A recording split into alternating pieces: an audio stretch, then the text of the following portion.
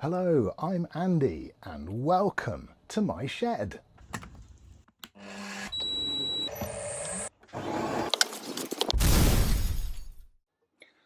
So today we're going to be looking at Revopoint's first laser scanner, the MetroX, versus Creality's third laser scanner, the Raptor Pro. I'm going to put them through various tests. We're going to check their dimensional accuracy, we're going to have a look at surface quality, we're going to have a look at, well, pretty much everything to do with it, what comes in the package, what my views are and my feelings about how the software works, and where they sit in the market and how well they work. So let's get to it.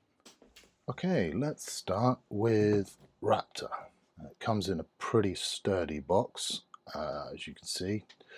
Everything you need to get going is in there. We've got the scanner itself, which is quite funky looking. Got a bit of a Johnny 5 vibe going on. Some buttons on the top, start, stop, zoom buttons and brightness buttons for setting up the different scanning parameters. It seems to be quite well made.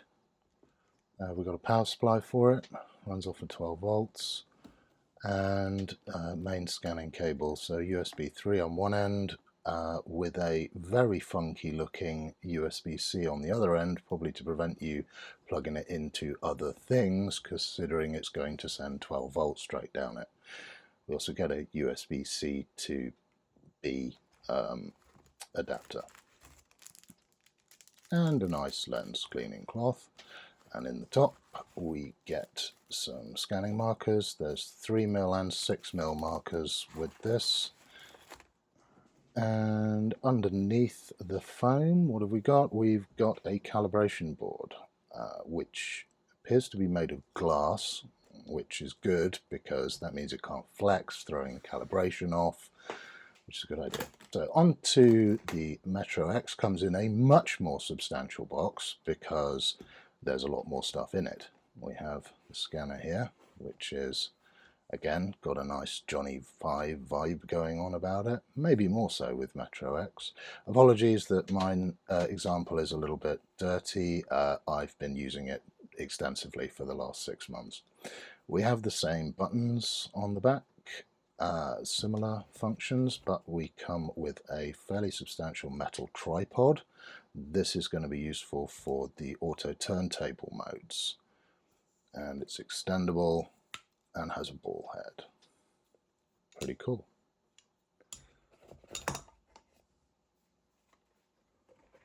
Let's pop it back in there. This is the plate for holding MetroX on the tripod. It's got a 1/4 inch thread on the bottom. We've got a very similar looking charging power lead and data lead. Again, funky looking USB-C at one end with a locking tab, and USB 3 at the other end. And we have a very, very similar looking USB to USB-C adapter. Guessing Revopoint and Creality buy them from the same place. So now we have the funky dual axis turntable. This is controllable by Bluetooth for both rotation speed and angle. That's going to come into its own when we talk about auto turntable. Although that's really not going to be the focus of this video, we're mainly going to be talking about the laser modes. So in the back we have a calibration board. Again, it's made of glass, which is a really good thing. It's interesting targets on this one, very similar targets to Miraco Plus's targets. For all the testing, I'm going to be using my Lenovo Legion. This is a Gen 10 Legion with a 2758X CPU in it, 32 gig of RAM, and an RTX 5080. Should be more than enough. So let's compare the two scanners side by side. As you can see, MetroX is a little bit larger than Raptor Pro. They both, well, it's larger in terms of depth, it's not larger in terms of length. Build quality feels similar, although That there appears to be the the RGB camera there. We've got the cameras for the depth sensing surrounded by fill LEDs, and on the back we have a nice textured rubber grip, USB-C with the locking pegs. Always nice to see locking pegs so it doesn't drop out halfway through. We have the buttons on the back which you can use to control the scanner. Useful so you're not constantly leaning across onto your laptop trying to change settings while you go. There's controls there for laser brightness, zoom and start stop. The 1/4 inch for the tripod is actually on the device now. Weights are very similar. I would say that MetroX is ever so slightly heavier. Again, we have the laser emitters underneath. That is the dot projector for the full field, and that is the RGB camera there. We have the two main depth cameras, very similar arrangement, slightly wider apart than Raptor Pro. Similar arrangement of buttons, fewer of them though. You can change the function of plus and minus by pressing M. You can switch between zoom, exposure, laser brightness, that sort of thing, which is pretty useful actually, being able to switch between those functions, and the start stop button for scanning.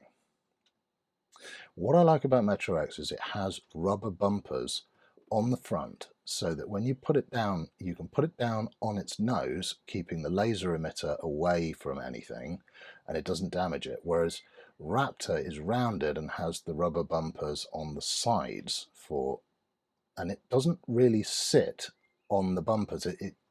It kind of feels like it should, but it doesn't. It's sort of nose heavy, whereas MetroX just sits there on its nose. Very nice. They both feel very high quality devices though, very substantial build quality. As you can see, you really don't want to balance Raptor Pro on its nose.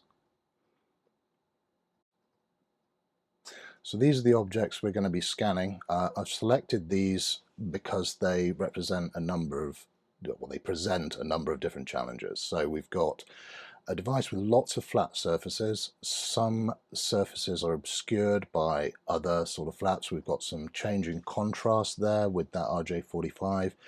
Big, flat, smooth surfaces. That's going to be really good at picking up how the surface quality looks.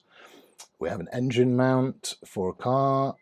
Again, lots of interesting textures on it, but it'd be really interesting to see how well the threads are picked up. But we also have very smooth metal as well as textured rusty bits and rubber.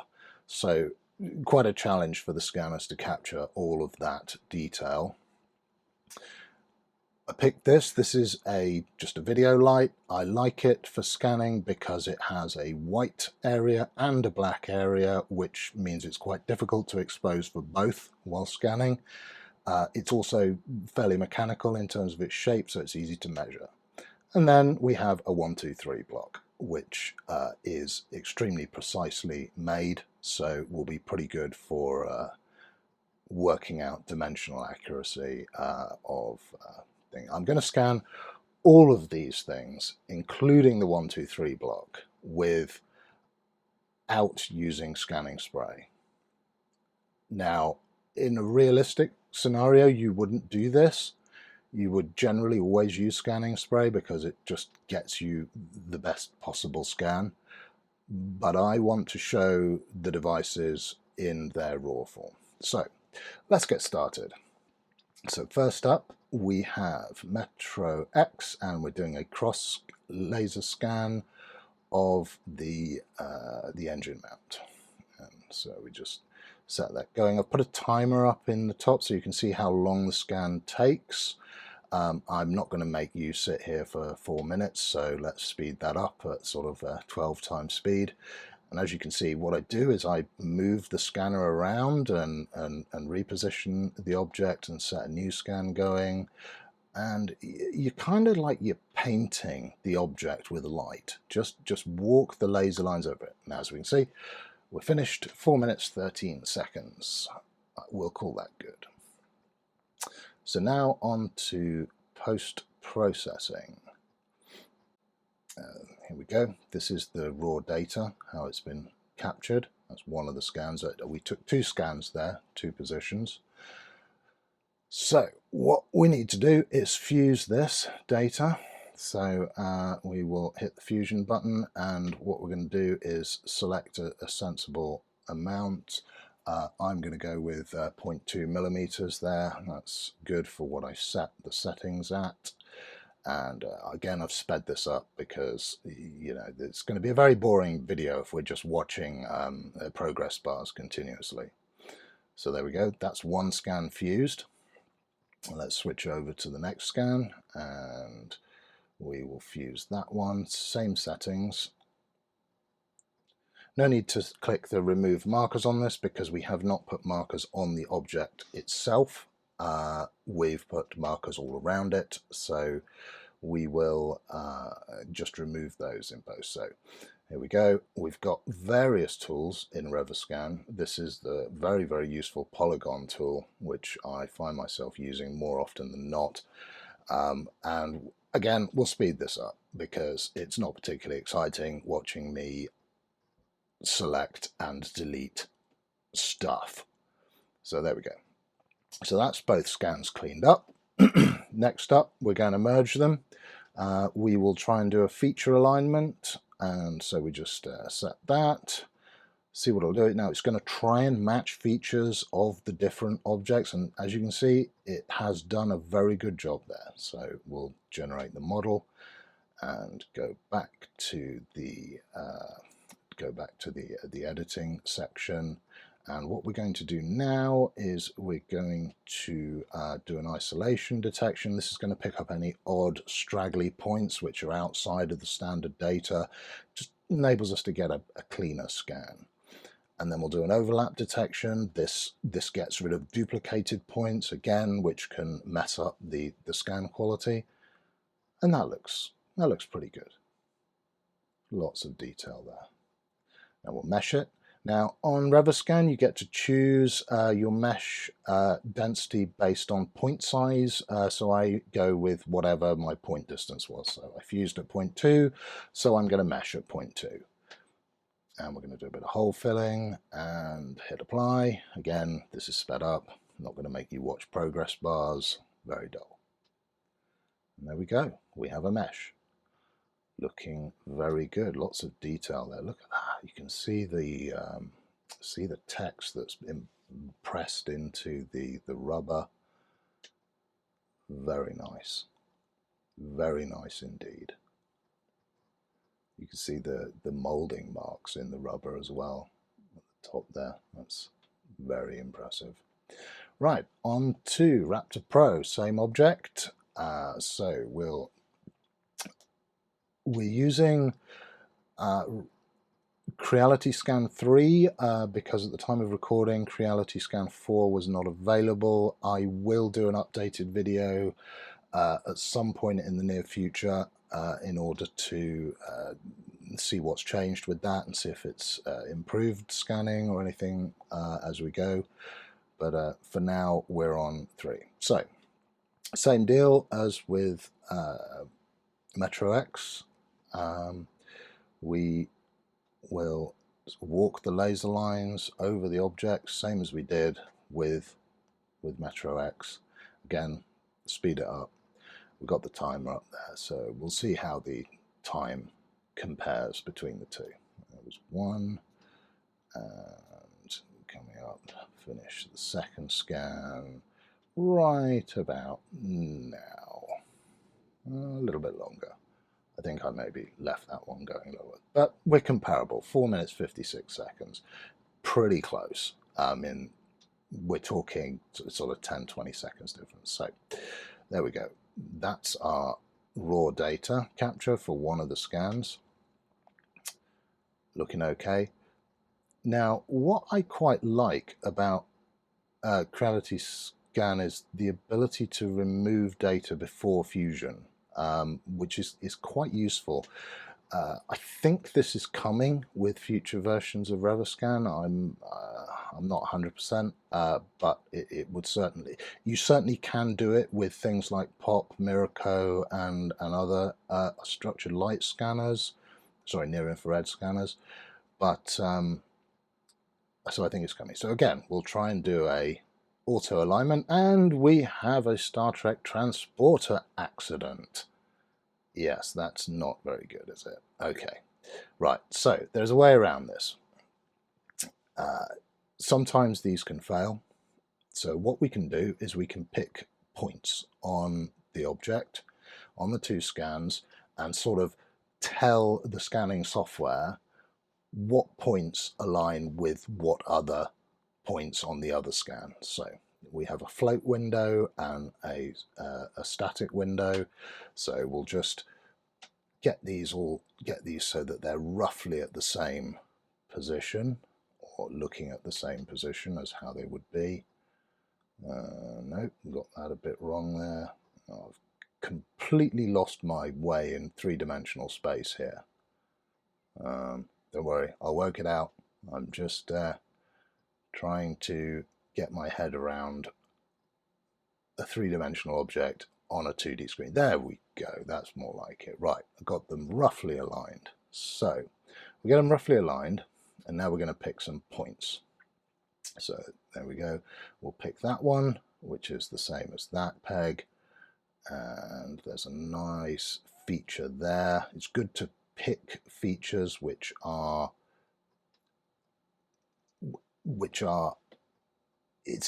easy to spot. So you don't just want to pick some random spot in the middle of a flat plane. That's not going to help you. It needs to be something with some feature. Now you can do it with 3 or 4 or 5. The more points you do, the more accurate it's likely to be. However, 4 points generally sufficient with an object of this detail. And there we go. It's now worked it out. So we will export that back into the editing suite. So there we go. We're fused and we're aligned. So next job is to mesh it. Now with Creality Scan you get to choose how many polygons you output, which to be honest with you is not actually that useful at this stage, because there's no point in creating polygons where there's no data. So if my point distance is 0.2 millimeters and I fuse it and I'd create a mesh with a triangle spacing of say 0.1, I'm basically inventing data. So it's not particularly useful because I don't know how many triangles my object is going to need based on its size. All I know is the point distance. Now what's quite interesting is Raptor can take a color scan from laser data. MetroX can't do this, but to be honest with you, it's not something I'm particularly interested in. So, but I did it anyway. So here we go. I've imported the MetroX scan into Quick Surface. What I'm going to do here is fit primitives to some easily measurable sections of the model, and we can see there that that is like 11.8 millimeters. That's sort of 97.8384, and those look pretty good. So all right, now we have the Creality one, and we will do exactly the same, 11.8. So we're both, both scanners are in the ballpark of each other. And again, 11.82 on that one, and where are we? 97.48. So we'll call that good. Okay. Now, I'm not a metrologist. A metrologist? That's somebody who does weather, isn't it? Or a meteorologist? Somebody who measures things. I'm not a measurer, but I'll have a go. So we've got a micrometer here, 11.8-ish. Now, unfortunately, my micrometer isn't big enough to measure the across the big circle. So we'll do that with the calipers. Right, so what we're going to do is bung all of the data into this little spreadsheet here. Let's start adding the data. So 11.89 for that one, and from 2,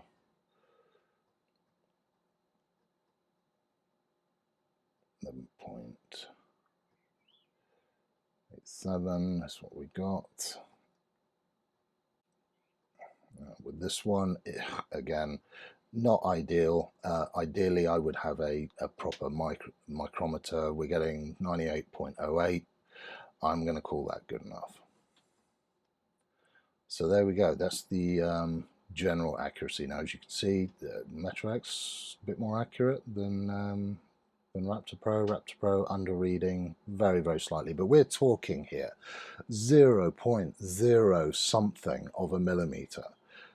This is incredible accuracy for consumer products here, and really, really impressive. Right, next up is going to be the studio light. This is going to be a challenging scan. Now we're going to scan this in dark mode or black object mode on the MetroX. Boosts the laser brightness, increases the exposure, captures more detail, just makes the scanning process a lot quicker. Have a look at the FPS there of the scanning. You'll see that MetroX is pulling about 58 to 60 FPS. Raptor Pro sort of 48 to 50, so slightly lower frames per second captured with Raptor Pro than it is with MetroX. So let's clean this up. Again, we'll speed up this process because it's not exactly exciting to watch. Chop all that data out, looking good. Yep, and looks like RevoScan failed to align it. So again, we have point picking just like the other one, and there we go, looking good. Excellent. Fused, meshed, ready to go. So Raptor Pro, we're going to scan this in parallel lines, or at least we're going to attempt to, as you will see. So I switched it to parallel lines, and it stopped capturing any data at all. And I have no idea why. Switched it back to cross lines, and still no data being captured. So let's try reboot the scanner. You can see that I went through a bunch of stuff here, at which point, and I closed RevoScan, at which point it complained that my graphics drivers are out of date. They absolutely are not. But I could not get parallel lines to work on Windows with Raptor Pro. I spent about 2 hours messing around with it, and eventually I just gave up and decided to capture this object with cross lines instead. Now, I did manage to get parallel lines to work on my Mac. I think there must be a bug in Creality Scan or something with the Raptor Pro and switching between the different modes. I can only tell you what my experience was, and as you can see it, you could see it there on the screen, as clear for anyone to see. So align this again. This see Creality Scan failed to align it. So we clean that up, mesh it again, looking pretty good. It's weirdly smooth compared to MetroX. It's like there's some kind of smoothing algorithm going on. More on that later. Okay, into quick surface. Let's fit some planes. Get this, and then we'll measure between the planes. Now this measuring tool, it looks like I'm just randomly picking spots, but I'm not. It's measuring the mean distance between planes, which is kind of useful, assuming your planes are parallel, which they nearly are. So good. So we've got what 9068.2 there. Let's do the thickness 24.6 ish. Looking good. Okay, do the same for Raptor. Fit some planes. Nice. I do like quick surface. Very, very useful tool. There we go. Measuring that distance. We're measuring the same distances on both models, so they're comparable. And we'll put all this data into the spreadsheet, and we'll calculate what the accuracy is. There we go.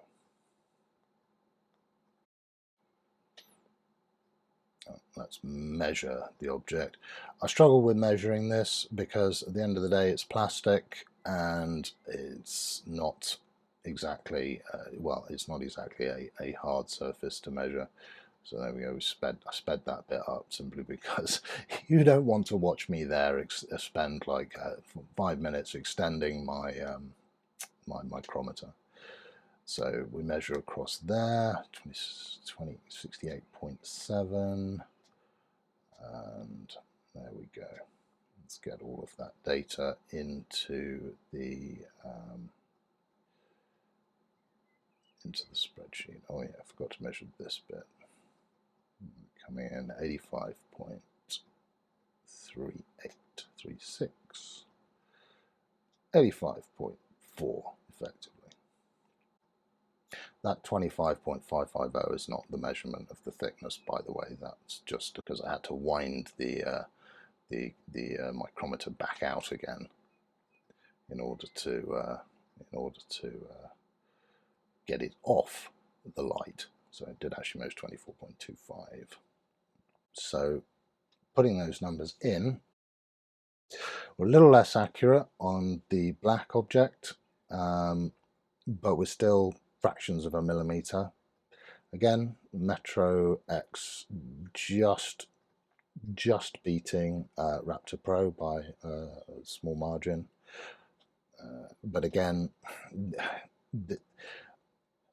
this is not my actual measuring is not great, I would say, but all I can do is what I can do, and I think this is a reasonable way of doing it. I don't have precisely machined gauge blocks that I can scan. To be honest, I probably ought to invest in some.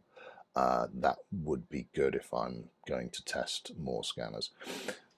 So let's scan the 123 block. We're going to do it as just a single scan to eliminate any deviation that linking things together will create. So you'll see that it's not a manifold scan, and I'm not going to fill the holes or anything like that. We're just going to measure between two sets of flats.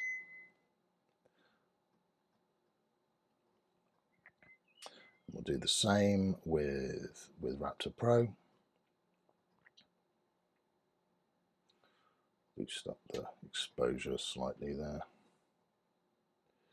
And the laser brightness is difficult capturing reflective objects. Have to boost these brightnesses right up, otherwise it really doesn't like capturing it. I know it's showing as overexposed in the preview there, but it's all I could do to actually get the data to get the object to scan. So here we go, edit this, fuse it, off we go. Nice.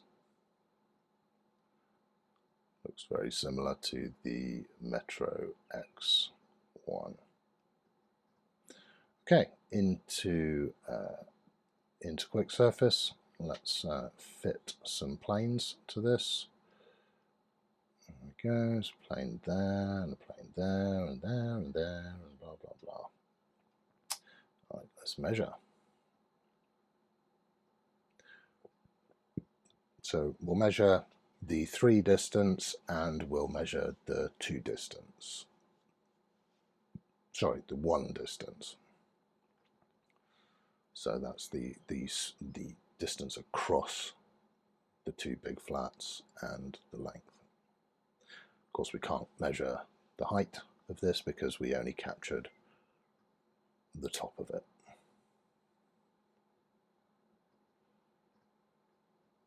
Okay, that was MetroX. And now we, sorry, no, that was Raptor Pro. My apologies. Now we have MetroX. There we go, get some planes, measure those, same as we did with Raptor.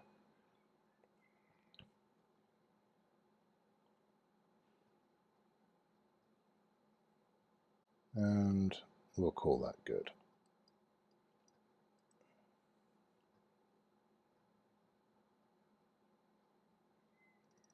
What I'm doing is I'm just walking it over the surface, just seeing, just making sure I'm not picking up a high spot or a low spot, although there shouldn't really be a high or a low.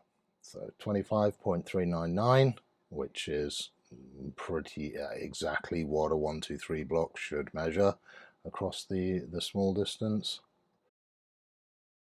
25.402, oh no, 399 in the other place. There we go. So my 1, 2, 3 block is reasonably accurate. And 76.25, which is pretty much exactly what it should be across that distance, which is the 3 distance. Okay, let's get that data into the spreadsheet. I've highlighted in green the winners, and as you can see here, Raptor Pro came out on top. But again, we're talking fractions of a fraction of a millimeter, 0.03, 0.09. This is phenomenal accuracy from both devices. Very impressive. Right, let's have a look at the actual scan quality. So what we've done here is I've imported these into MeshLab and I've applied a radiance scale. We have Raptor on the left, MetroX on the right. I applied a radiance scale because it shows all of the little blemishes and enables us to get it's kind of a warts and all way of seeing how things are working with this sort of stuff. So as you can see here, there's a really good surface quality on both. We can read that text very nicely, although it would appear that MetroX seems to have picked up more of the surface detail than Raptor Pro. Certainly looking at the threads of the screw, they look to be a little bit better. So these were parallel line scans. In the end, I did manage to get parallel lines to work on my Mac. So again, Raptor in the left, MetroX on the right. And if we have a look here, it looks pretty close. I would say again, it looks like MetroX has picked up just a tiny bit more surface detail than Raptor Pro has. But again, I mean, we're pixel peeping here. This is phenomenal accuracy. I mean, look at those threads. I mean, you could almost 3D print this and sort of attach a nut to it and it would work. Very nice.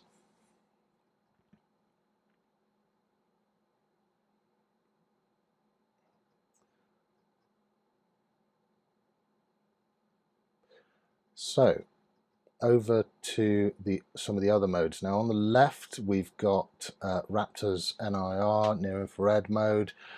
Not really good at all. Yeah.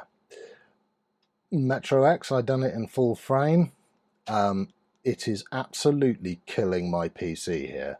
This is a 70 million polygon scan, and look at that detail. It's just absolutely incredible.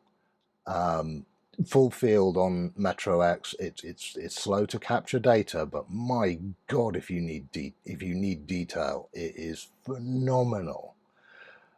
It's not something I use particularly often, but it's cool. However, NIR on Raptor Pro, I guess if you want to capture somebody's head or people, then yeah, it's probably good for that. Right, so this was the surface quality test. Now I'm gonna hand this one to Raptor Pro, although MetroX appears to have picked up more detail in some of the harder to scan areas.